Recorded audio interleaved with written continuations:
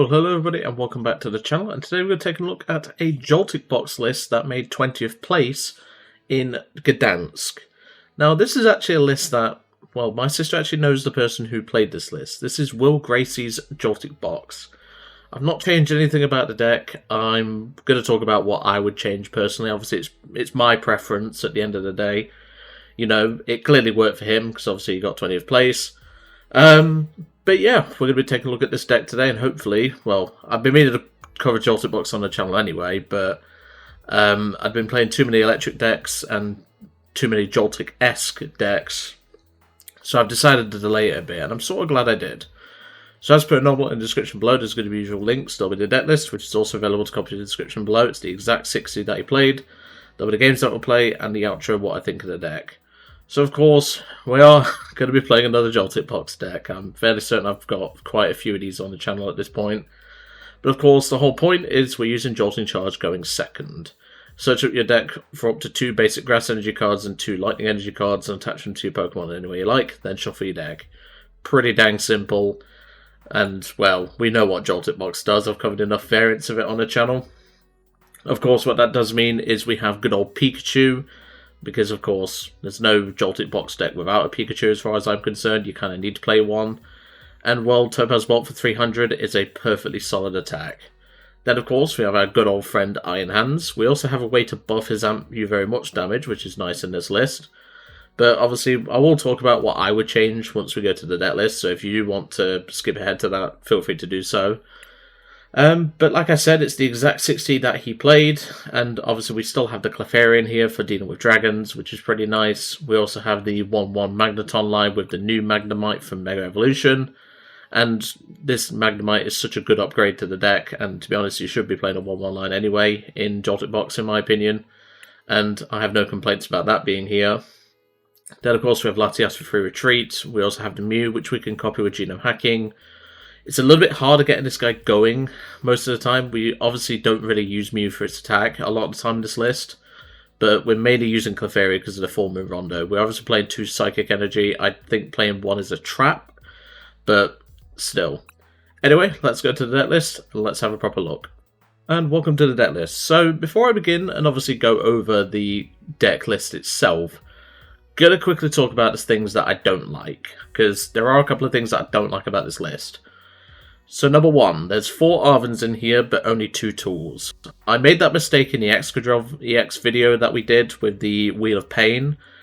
Still kind of biting myself for that, because I definitely could have made that list a little bit better if I had a 3rd tool. I'd have probably played another EXP share or something like that. Maybe a Vengeful Punch or something, but playing 4 Arven with only 2 tools, I don't particularly like, but, you know, you can get away with it. I did in that video, but it's just something that I dislike.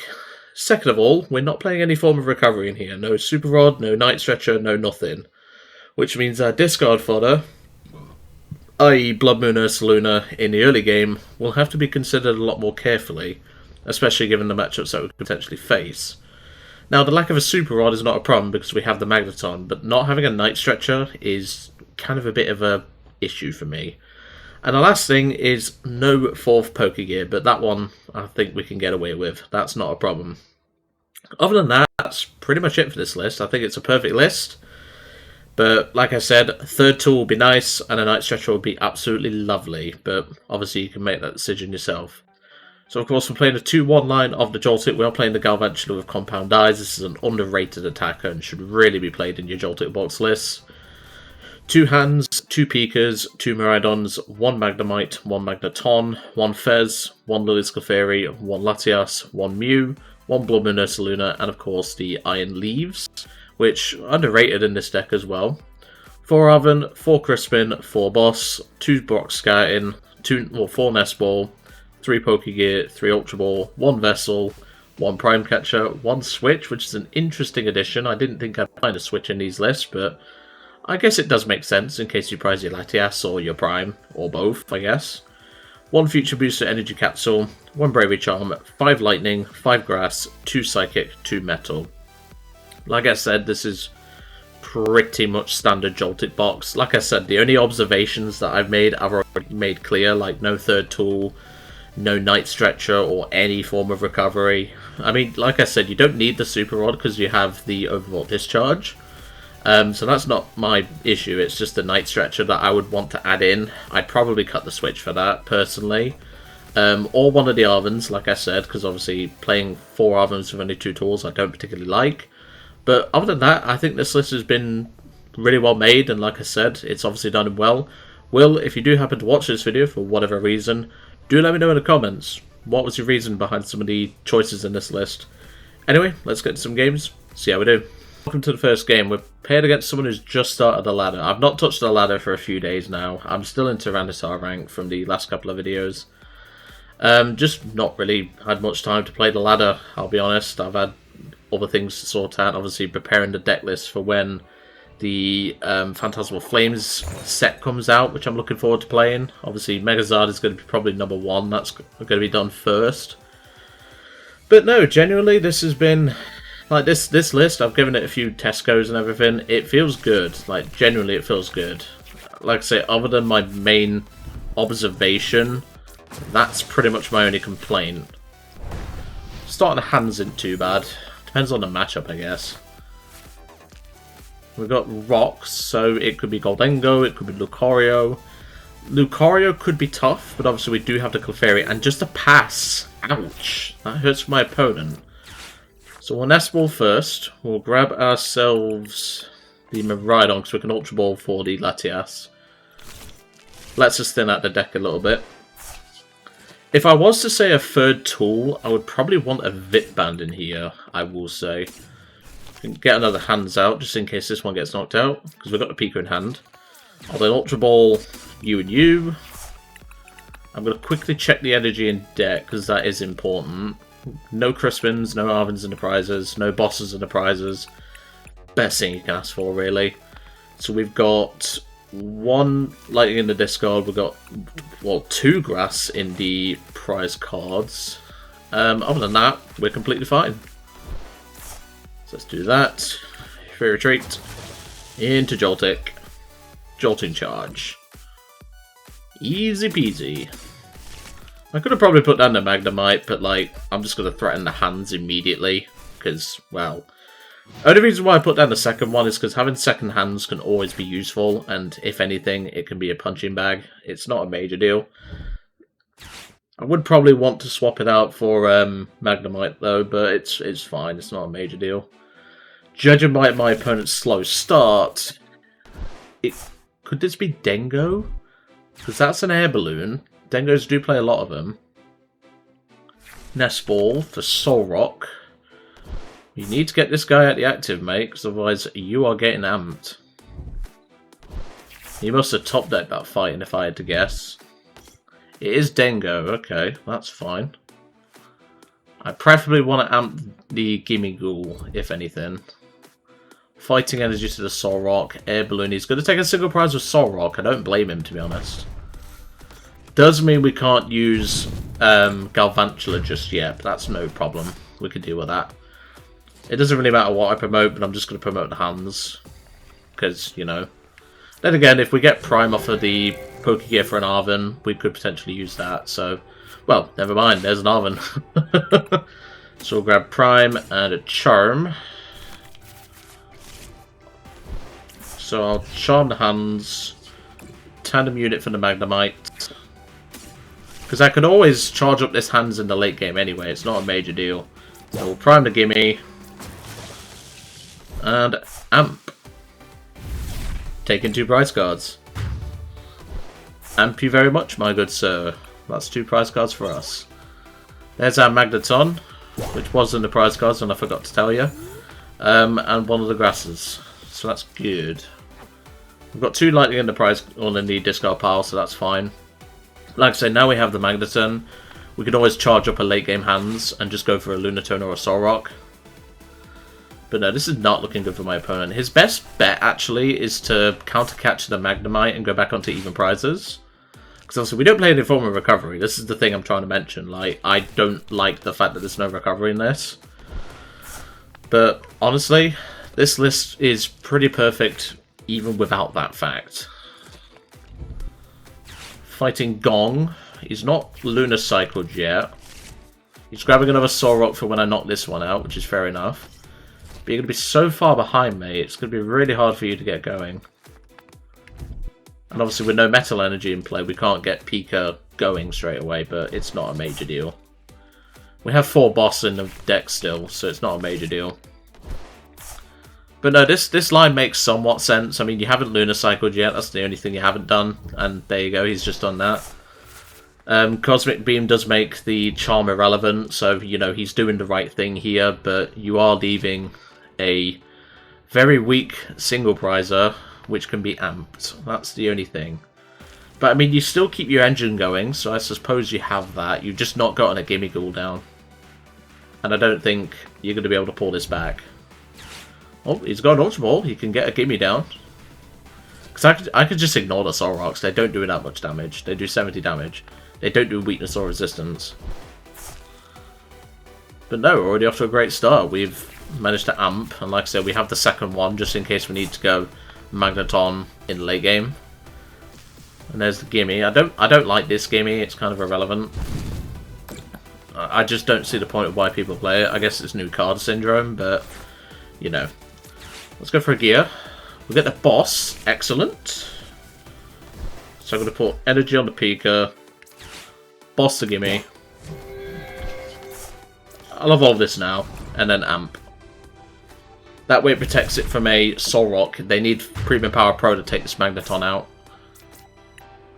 No, we're just putting severe pressure on his board. And like I said, there's not much my opponent can do here. We got a Pokégear off the prizes, which is nice. But no, this opponent is not in a very good position right now. If he tries to gust the Magneton, we have the Switch, so it's not a major deal. And even then, we can Pokégear into a Crispin. But yeah, this is not looking good for my opponent. His actual best bet right now is to retreat into the Fez. But I mean, he's still fighting, I'll give him that. But, you know, your best option here is to retreat into the Fez. Because I can't KO the Fez. The only way I would is if I get Crispin off the Pokégear. But even then, we are down multiple lightnings, so I'd have to Magneton to the Pika, and then, you know. But yeah, this is not looking good for my opponent. And I don't think they realise it. But like I said, they've just started the ladder, so we are kind of bullying them, but, well, I don't make the matchmaker. I've already made my opinion. You should be locked in the first 100 if you're, you know, and, well, there we go. That's game. That's a concession for my opponent. Ironhand's doing his job. And, well, Quad Boss plus Prime Catcher tends to do the trick. Alright, let's go to a game 2. And after that win, we got ourselves into Mewtwo rank, which means I can claim my Ultra rewards. Still got a long way to go before I get up to Arceus League, but again, I don't play much of the ladder, I'll be honest. I only really play it for the rewards, just so I have them. Because obviously with the Wheel of Pain and another upcoming mini-series, it's 4-part mini-series, you know, we need obviously credits to grind and obviously, you know, craft the cards if we don't have them. Because I know for a fact, in the ones that we have upcoming, we won't have many copies of the card, so we will need to do some crafting. We're going first or second. They're going first. Excellent. We can Brock Scouting. Okay, Mully. What is this? This is Yan Mega Box, but I don't know why this is here. Okay. Yeah, we can deal with that. That's not a problem. And we've got a nice Mully. There's a Pika. Pika's going to be MVP in this matchup. Okay. Yeah, I see the reasoning here. You know, you have less trouble with your resources, I guess. There's a Yanma. And remember, Joe, it's Lightning Week. Which video was it? I think it was the... Oh, which one was it? It was the Gouging Fire with Teal Mask. I thought this was Fire Week. It's not. It's definitely not. He's going to retreat into Tatsugiri. Okay, I mean, he's at Eternatus rank. It's clearly doing him well. You know, like, I like the spice. I don't know why this is here, though. Unless he plays Luminous, maybe? I don't know. I'm not going to question it. So, let's Tandem Unit first. Grab a Joltik. Is Hans going to be good in this matchup? Probably not. I mean, you know, if we get able the F-Back down, which could be prized, which we'll check in a second.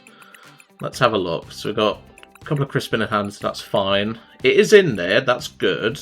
But we need to proc Scouting for turn. I don't think hands is the right call in this matchup, personally. But I'm going to grab one anyway. Then we will proc Scouting. Grab ourselves a Latias. And do we have enough room on our bench? Yes, we will.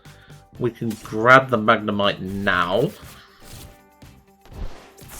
So, uno, dos, tres, lightning, free retreat, into Joltik, jolting charge. And I think, genuinely, we just power up the Pika for now. We'll put 2 on the Pika. We can put 2 on the hands, I guess, in case I leave this in the active. I think that's correct. We'll just do that. Plus, as well, we do have the option of going for Galvantula in the late game as well. It is a good single prizer, like, genuinely. But no, I'd love to know why this is here. I think I know which one this is, because this evolves into that dark type one. But no, he needs jet energy to get this out of the active, and I don't know if he has one. If he doesn't, that could be good. There's the Lilies. So he's attached for turn. He needs Switch now, or a air balloon to get this Tatsugiri out. Because if he brings this into the active, we could be in business. There's a Bay Leaf.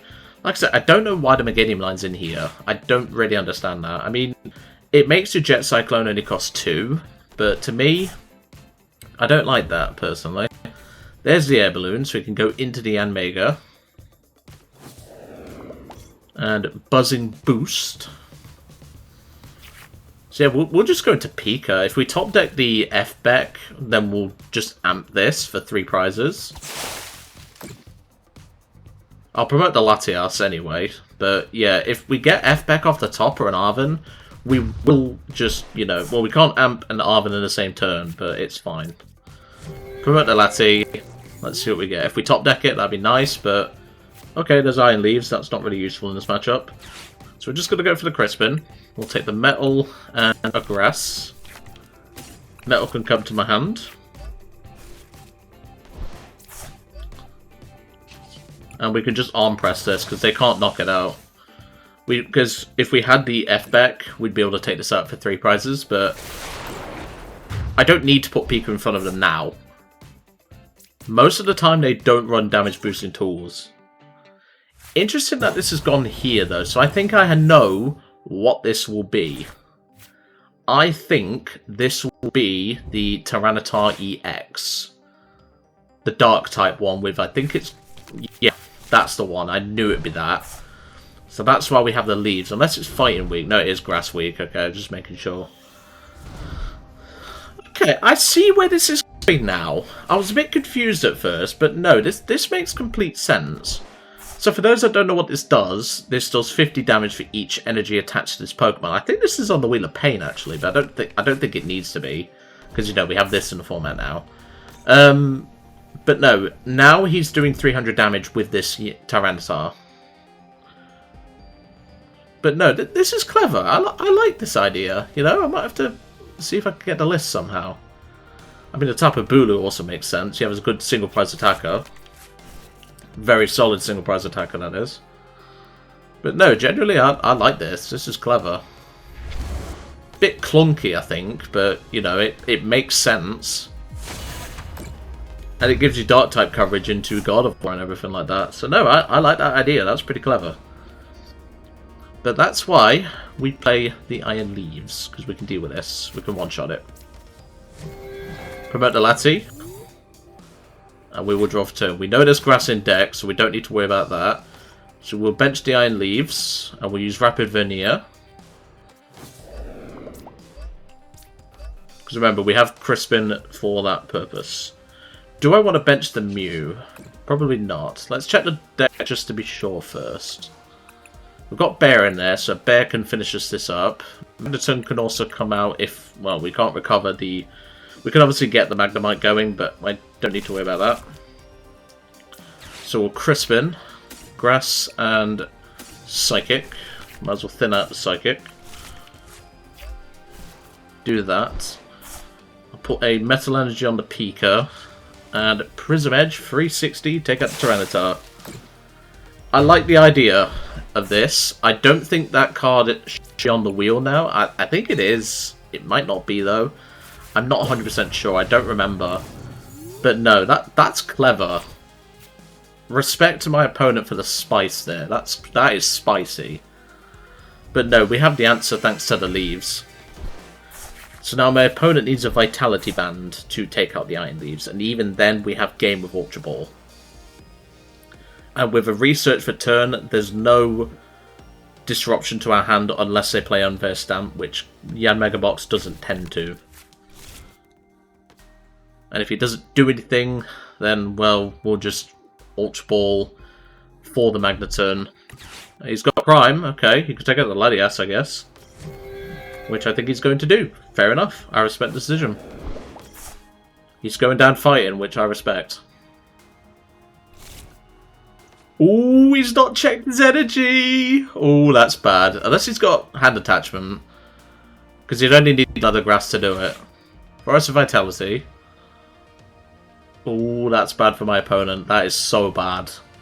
Genuinely, that is so bad. He did not count his energy. He must not be playing too many. I mean, there's 5 in the discard, there's 1 here. He's got the Night Stretcher, he can still take out the Latias, but we do have game with our Ultra Ball. It's completely fine. So now we can Jet Cyclone. He's going to Super Rod first, makes sense. But I only need 2 prizes to win, so we just go into the Pikachu and just blow this Yanmega up. But no, this has been really smooth so far. Jet Cyclone, take out the Latias. Where's going to move the energy to? Probably to the Bulu, because Bulu's pretty good in this matchup. Yeah, makes sense. But unfortunately, mate, I do have game with the Pika. Promote the Pikachu. Draw for turn. I'm not going to BM and waste this guy's time. Ultra Ball. Get rid of these 2. Grab the Magneton. Oh wait, I can't. I lose if I do that. Okay. I just realised that before I went for the play. We could prime the Bulu and take his energy out of play. I'm glad I realised that before I did that. He only needs 1 prize card, so realistically, this is my best line. Prime the Bulu. Go into the leaves. I can put Mew down and charm it in case he tries any shenanigans. Because we'll need draw eventually. I'll just attach to the Pika, because I can't Magneton, because if I do, I lose. So we'll just take out the Tapu Bulu. I'm glad I realised that before I went for that play. It's fine though. We should be okay here. The only way we lose now is if he plays Vitality Band, but I've not seen any evidence of a Vit Band. Only other way he loses is if he has Gust for the Magneton. Well, we lose is if he has Gust for the Magneton. If he has the boss, he wins. Because he only needs 2 energy. There's Research. That doesn't do it for him. That does not do it for you, mate. It's going into the Yanmega. Does he have the Vit Band? Let's see.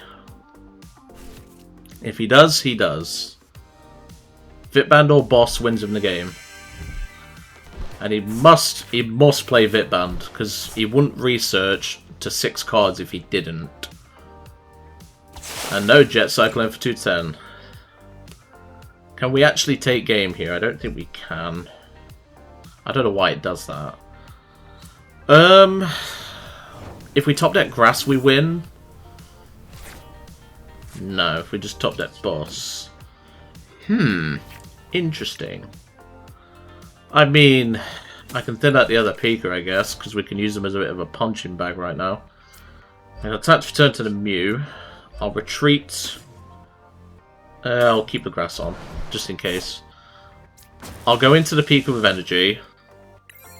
And I'll just pass. If he has it, he has it. I'm glad I realised that Magneton played before I did it. And yeah, he's got the boss. He's got the boss for game. Unfortunate, but that is GG's. Really unfortunate. Oh, is he? Oh, he's BMing me with Crun. You do it, mate. I'm going to let you do it. Oh, respect for that, mate. That is respect. I'll take that L. That was funny. That's something I'd have done, to be fair. I can't knock my opponent for that. I would have done that myself. Crunch for game. Good on you, mate. I appreciated that game. But no, that was unfortunate. But to be fair, even with the recovery, we probably wouldn't have won that game. But no, I will take that. That was really fun and really showed off the deck. So what do I think to the deck? This deck, as I said, I've run plenty of Joltik boxes on this channel before. Feels really good. I mean, like I say, other than my near misplay there, which could have cost us the game anyway. But no, this list feels really smooth. I mean, I can't fault it for anything. You know, like it has the lines that you'd expect from Joltik Box. Like I said, I think a Vitality Band would make this list go even harder, potentially, as a third tool. Only other tool I would want to play in here is a Power Glass or an EXP share. That'd be really nice to have as well. Because if we had the EXP share, we could have won that game. Same with a Vit Band, but well, not a Vit Band, a Night Stretcher. But you know, it's some of those things that like you can consider these cards. They don't need to be played as far as I'm concerned. But for me, if I was taking Joltik Box to a regional, that's probably what I would do. But no, generally, this list feels really good. I can see why Will did so well with it, so shout out to Will for doing so well. But yeah, that's it for today. I really hope you enjoyed seeing Will's Joltik Box in action, and I will see you next time.